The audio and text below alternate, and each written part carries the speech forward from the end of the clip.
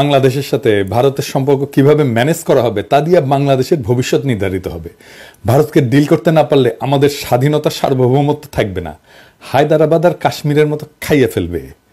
আমাদের কালেকটিভ মেমোরিতে জায়গায় রাখতে হবে কিভাবে হাসিনাকে সাপোর্ট দিয়া বাংলাদেশকে ধ্বংসের শেষ সীমানায় নিয়ে আসছিল ইন্ডিয়া, বাংলাদেশের উপরে কিভাবে চাইপা বসছিল। আপনি এটা বুঝতে পারবেন খুব ভালোভাবে যখন আপনি দেখবেন ওই ছবিগুলা, যখন ইন্ডিয়ান হাই কমিশনারদের বাংলাদেশের পলিটিশিয়ানদের সাথে যখন কথা বলতো তখন তাদের বডি ল্যাঙ্গুয়েজ দেখবেন, তারা যেভাবে বসে কথা বলে। দেখেন এই যে দোরাই স্বামীরা, দেখেন ও দোরাই স্বামী না, ও বাংলাদেশের স্বামী হয়ে উঠছিল। দেখছেন বাঞ্চত কেমনে বসছে। একজন পূর্ণাঙ্গ সচিবও না, কিন্তু একজন অতিরিক্ত সচিবের পদমর্যাদা, একজন রাষ্ট্রদূতের, সে একটা মন্ত্রীর সামনে কেমনে বসে, কেমনে কথা বলে। দেখেন ও ডিক্টেট করতেছে বড় লাটের মতো। আর হাসিনার মন্ত্রী শালা ভালসিউন, ও মনে হয় প্রভুর সামনে বসে আছে, দেখে মনে হচ্ছে না কেন্দ্রে দিবে। আবার দেখেন রাজশাহীর সিটি মেয়র, প্রতিমন্ত্রী পদমর্যাদা একজন, সহকারী হাই কমিশনের সামনে কিভাবে বসে। তবে আজকে আমি খুব খুশি, আঙ্গেরের টোলা মন্ত্রীর সামনে প্রণয় ভার্মা বসেছে কিভাবে, দেখেন মনে হচ্ছে প্রণয় ভার্মাই কেন্দ্রে দিবে। সাব্বাস বড় ভাই, আপনাদের অভিনন্দন, টুপি খোলা অভিনন্দন। আপনারা টোলা মন্ত্রী বলে ডাকবো না, আপনি রেসপেক্ট আর্ন করছেন। এই প্রণয় ভার্মা আসাদুজ্জামান খান কামাল আর কুমড়া পটাশের সঙ্গে যখন বসে তখন ক্যাঙ্কা করে বসে, দেখেন দেখেছেন এইটা সে পাশাপাশি দেখান। আঙ্গেরের বড় ভাই আর কুমড়ো পটাশ আর আসাদুজ্জামান খান কামাল তিনজনেরটা পাশাপাশি দেখান, দেখেছেন।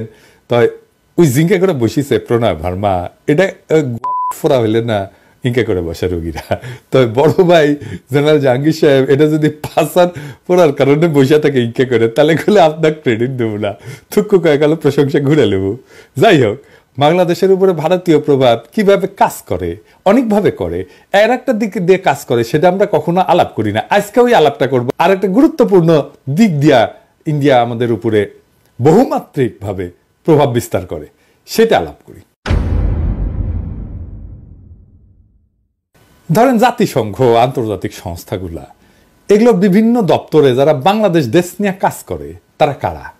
বেশিরভাগ ক্ষেত্রে এরা ইন্ডিয়ান। ধরেন একটা এক্সাম্পল দিই, আইএলও বাংলাদেশ চ্যাপ্টার দেখা হয় কোথায় থেকে? দিল্লি থেকে।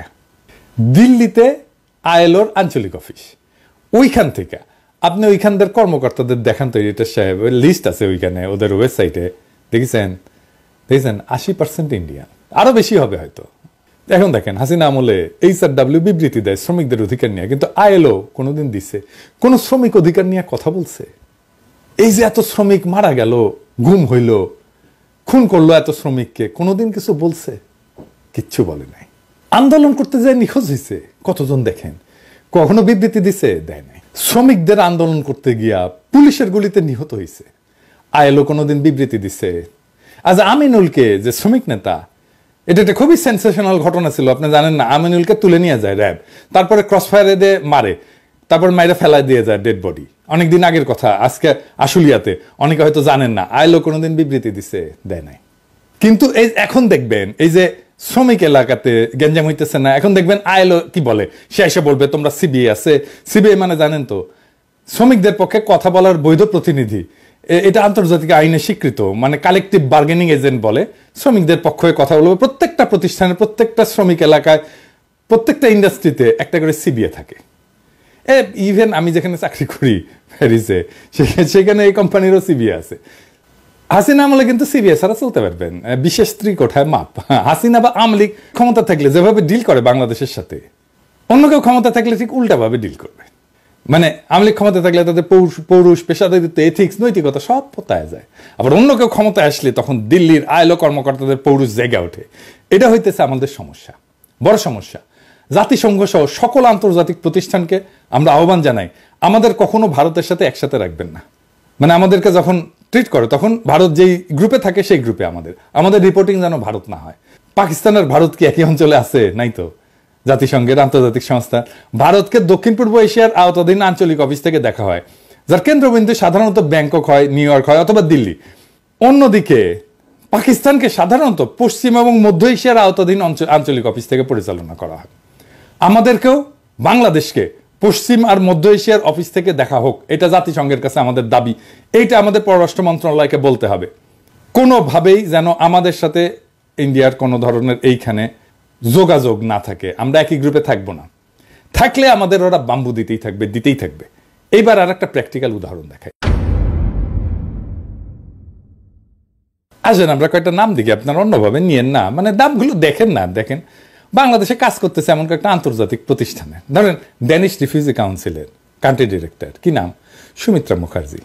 ক্রিস্টিয়ান এইড, কি নাম? পলাশ দাস। প্ল্যান ইন্টারন্যাশনাল, কি নাম? Kavita Bose. World Vision, Suresh Bartlett. Concern World Wide, Suresh Kumar Agarwal. Oxfam, Ashish Damle. CARE, Ramdas. Save the Children, Suman Dasgupta. কিছু কিছু ক্ষেত্রে হয়তো পরিবর্তন হয়ে গেছে, এমন হইতে পারে, আমি তো নেট থেকে নিছি নামগুলা, কিছু কিছু ক্ষেত্রে হয়তো হয়ে গেছে যে এখন চলে গেছে। কিন্তু আপনার যেটা আমি বলতে চাইতেছি সেটা হচ্ছে বেশিরভাগ আন্তর্জাতিক সংস্থার হেড ইন্ডিয়ান, মানে ইন্ডিয়ান ছাড়া অন্য দেশের লোক আসতেছে না বাংলাদেশে। না চাইলে বাংলাদেশে আইসেন না, কাজ করেন না। ইন্ডিয়ান কোম্পানি বাদই দিলাম, মানে ইন্ডিয়ান কোম্পানিগুলো কিন্তু বাদ দিছি, মানে বাজাজ আছে, টাটা আছে, এয়ারটেল আছে, মেরিকো আছে, সান ফার্মা, তাও দেখছেন একদম আন্তর্জাতিক প্রতিষ্ঠান কিন্তু সেইখানে ইন্ডিয়ান দিয়ে রাখছে। সবাইকে বলে দিতে চাই, আগামী বছর আমরা কোনো ভারতীয় প্রধান দেখতে চাই না। বাংলাদেশের প্রতিষ্ঠানগুলোতে 4 মাস তো আছে, এরপরে কিন্তু অফিস ঘেরাও করব। কোনো অপ্রীতিকর অবস্থা এড়াইতে চাইলে আগেই ভাগেন ভাইয়েরা আর বোনেরা, পরে কোয়েন না, টাইম দেই নাই। আমার ক্ষুদ্র ভ্রাতার ভগিনীদের বলি, সব অফিসগুলো চিনে রাখবেন। আমরা জানুয়ারিতে আবার চেক করব, তখন যদি কোনো ইন্ডিয়ান থাকে অফিসে তাহলে কলে খবর আছে। হ্যাঁ, বাংলাদেশকে ভারতের জন্য হোস্টাইল টেরিটরি করে তুলব। আমার মাটিতে বিডিআর বিদ্রোহের নামে আমার সেনা অফিসারকে হত্যা করে আবার আমাদের সেনারা তাদেরকে উদ্ধারের জন্য যাইতে চাইলে বলো সেনা অভিযান করবা? এত মজা? ফেলানিকে মাইরা কাটাতারে ঝুলায় রাখবা? বাদ দিয়া নদী শুকায় আর বাদ ছেড়ে ডুবায় মারবা? আমাদেরকে উই পোকা বলবা আর হাসিনাকে ক্ষমতায় রাখবা, আমাদের বুকের উপর দিয়ে ট্রানজিট নিবা? সব হান্দাই দেব পিছন দিয়া তেল ছাড়া। ইন্ডিয়ার সাথে আগামীতে কেমনে ডিল করতে হবে? ইন্ডিয়া তো সবসময় আমাদেরকে অধীনস্থ করে রাখার চেষ্টা করবে, পা চাপা দিয়ে রাখার চেষ্টা করবে। কেমনে এটা থেকে উদ্ধার পাবেন? আমাদের সাথে যা যা করছে হাসিনা আমলে, তার জন্য ইন্ডিয়ার সাথে কুত্তার মতো ব্যবহার করার বৈধ আর নৈতিক অধিকার আমাদের জন্মাইছে। হাসিনা যে ম্যাসাকার করছে তার পুরা দায়িত্ব ইন্ডিয়ার। হাসিনা যে ইন্ডিয়ার দাসী ছিল সেটা তো হাসিনাকে আশ্রয় দিয়ে প্রমাণ করছে, তাই কোনো মাপ নাই ইন্ডিয়ার। ইন্ডিয়ার লগে কোনো খাতির নাই। বাংলাদেশের কোনো উপদেষ্টা, বাংলাদেশের কোনো পলিটিশিয়ান যদি বলে যে আমরা ভারতের সাথে সম্পর্ক চাই, তার কলে খবর আছে, হ্যাঁ আমরা ধরবো তারে। আমেরিকা ইন্ডিয়ারে সর্বতভাবে সাপোর্ট দিয়ে গেছে, তাই ইন্ডিয়ার সাথে প্রকাশ্য শত্রুতা আর আমেরিকার সাথে শীতল সম্পর্ক, এটাই হবে আমাদের পররাষ্ট্রনীতি। ভারতের সাথে হওয়া সব চুক্তি বাতিল করতে হবে, বাংলাদেশে ভারতীয়দের চাকরি নিষিদ্ধ করতে হবে, বাংলাদেশে ভারতীয়দের বিনিয়োগ বন্ধ করতে হবে, যে সমস্ত ভারতীয় কোম্পানি আছে সেগুলো বিশেষ অডিট করতে হবে।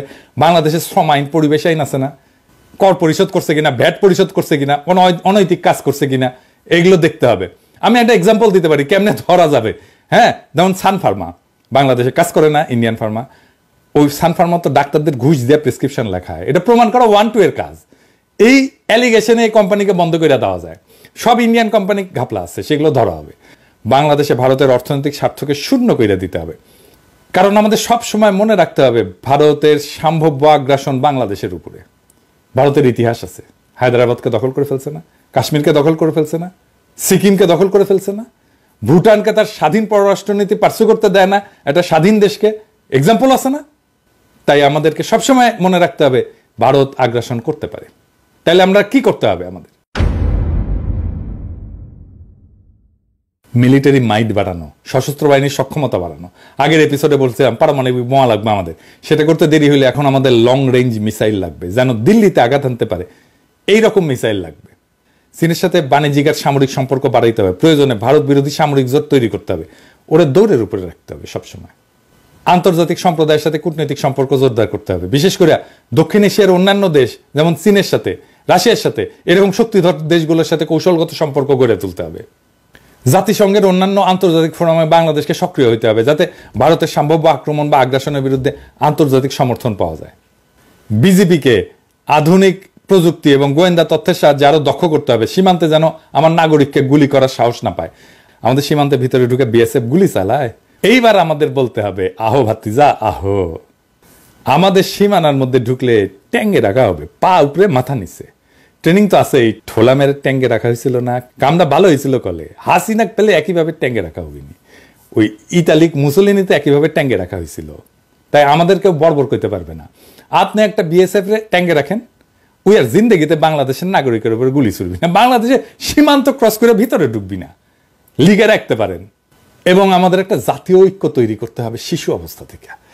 দেশের ভেতরে জাতীয় ঐক্য যেন বজায় থাকে সেই ব্যবস্থা করতে হবে। এবং দেখবেন ইন্ডিয়ার সবচেয়ে বড় স্ট্র্যাটেজি হচ্ছে বাংলাদেশের ভিতরে অনৈক্য বজায় রাখা। এখন দেখতেছেন না বিভিন্ন পলিটিক্যাল পার্টির মধ্যে অনৈক্য শুরু হয়েছে, একজন আরেকজনের পিছে লাগিয়েছে, দেখেছেন না? এটা ইন্ডিয়ান প্ল্যান করে, বুঝছাও? যারা করিচ্ছে সবাই ইন্ডিয়ান প্ল্যানের মধ্যে পা দেখিছে। এটা রয়ের প্ল্যান যে বাংলাদেশের ভিতরে অনৈক্য বজায় রাখতে হবে। তো এই দেশের ভিতরে যে জাতীয় ঐক্য, এই কাজটা শুরু করতে হবে স্কুল থেকে। এখনই সময়। সেনাবাহিনীর তরুণদের জনগণ এখন পছন্দ করতেছে, এরা স্কুলে স্কুলে যাবে, ছাত্রছাত্রীদের সাথে কথা বলবে, আমাদের স্বাধীনতা সার্বভৌমত্ব কিভাবে রক্ষিত হবে, কারা আমাদের স্বাধীনতার শত্রু, কে আমাদের আক্রমণ করতে পারে, এইসব একেবারে স্কুলে ছাত্রছাত্রীদের মধ্যে ঢুকাই দিতে হবে। ভারতীয় পণ্য বয়কট আন্দোলন দেখেছিলেন না? একেবারে শিশুদের দিয়ে ক্যাম্পেইন করেছিলাম। ওই বয়সে ইনডক্ট্রিনেট করে দেওয়া, মানে মাথার মধ্যে ঢুকে দেওয়া, এইটা যদি ঢুকে দেওয়া যায়, এটাই আমাদের ভবিষ্যতে প্রতিরোধের শক্তি হয়ে থাকবে। ছাত্রছাত্রীদের অস্ত্রের সাথে পরিচয় করাই দিতে হবে, তারা যেন অস্ত্র হাত দিয়ে দেখতে পারে এটা কি। ভারত থেকে জ্বালানির উপরে নির্ভরশীলতা কমায় আনতে হবে, বিকল্প শক্তির উৎস এবং জ্বালানি নিরাপত্তার দিকে নজর দিতে হবে, যেন কোনো সংকটময় পরিস্থিতিতে বাংলাদেশ বিপদে না পড়ে। কূটনীতিতে বাংলাদেশের বেস্ট ব্রেনগুলোকে যুক্ত করতে হবে, যেন বাংলাদেশ কূটনীতিতে সেরা হইতে পারে। বাংলাদেশের সেরা ছাত্রগুলোকে দুনিয়ার সেরা ডিপ্লোম্যাটিক স্কুলের ট্রেনিং দেওয়া হতে হবে। লং টার্মে আমাদের ডিপ্লোম্যাটিক অ্যাসেট তৈরি করতে হবে, কারণ আমাদের জন্য শান্তিপূর্ণ এবং কূটনৈতিক সমাধানই সবসময় অগ্রাধিকার হওয়া উচিত। কিন্তু আত্মরক্ষা এবং প্রয়োজনে প্রত্যাঘাতের প্রস্তুতি অত্যন্ত গুরুত্বপূর্ণ। আপনার শত্রু যদি মনে করে আপনি দুর্বল, তাইলে আপনি গেছেন, আপনি শেষ। আপনার শত্রুকে সবসময় মনে করতে হবে যে এটা বিপজ্জনক, এর সাথে গ্যাঞ্জাম করা যাবে না। বাংলাদেশের জনগণ বিপজ্জনক জনগোষ্ঠী, সাবধানে ডিল করতে হবে। আর পরিশেষে ইন্ডিয়ারে ভয় পাবেন না। ভারতের তরুণদের আবু সাইদদের মতো বন্দুকের সামনে বুক পাইতে দেওয়ার হিম্মত নাই। ওরে আমরা ভয় করবো, বাদ। এপিসোডের শেষে একজন শহীদের কথা আজকে আপনাদের বলি। কিছুতেই কান্না থামছে না সোহানের স্ত্রী শম্পা বেগমের। তিনি বারবার বলছেন সোহানকে ছাড়া এখন একা কিভাবে বাঁচবেন। তাদের বিয়ে হয়েছিল 2017 সালের 19 নভেম্বর। এরপর মধ্যে 3 বছর দুজনে একসঙ্গে ঢাকায় সংসার পেতেছিলেন। বাকি সময় স্ত্রীকে গ্রামে পরিবারের সঙ্গে